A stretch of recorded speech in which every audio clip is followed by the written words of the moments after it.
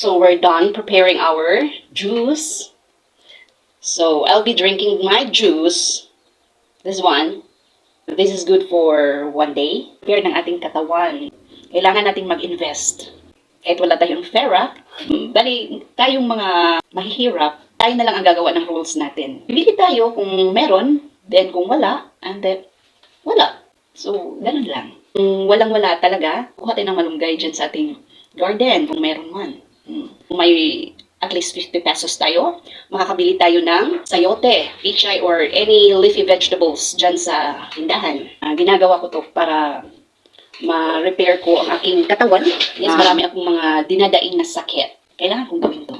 Ito yung juice at the same time food ko for today. Baka later, magluluto na lang ako ng anong makikita ko. Yung nagtatanong sa kung anong sakit ko, dahil marami talaga akong dinaraing na mga sakit. Hindi lang siya isa, dalawa, or tatlo, basta marami siya. Siguro, pag medyo ma-feel ko na may mga changes talaga, or ma-feel ko na medyo nawala yung sakit, saka ko na i-reveal kung ano yung sakit na yon. Bali yung diet ko ngayon, hindi siya ganun ka-hard, kagaya ng ginawa kong diet before. Kasi yung diet ko before, parang mas mahirap yun kaysa diet ko ngayon. Before, konti lang talaga yung dapat kong kainin. Yung rice ko, konting-konti lang. At least 1 cup or gano'n. No? Sanay ako kumain ng isang bandihadong kanin, no? Biglang, boom, 1 cup na lang. So, mahirap siya, diba? The same lang naman ngayon.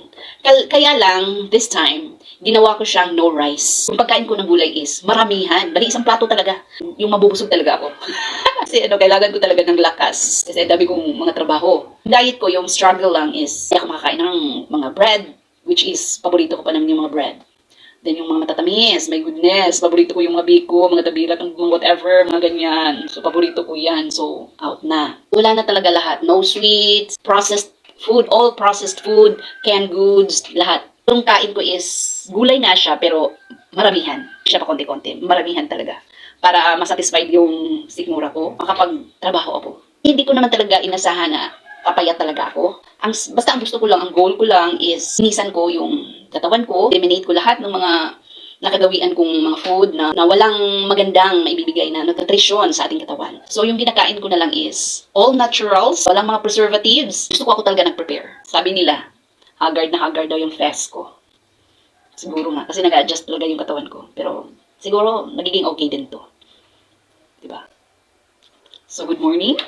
And let's drink our juice.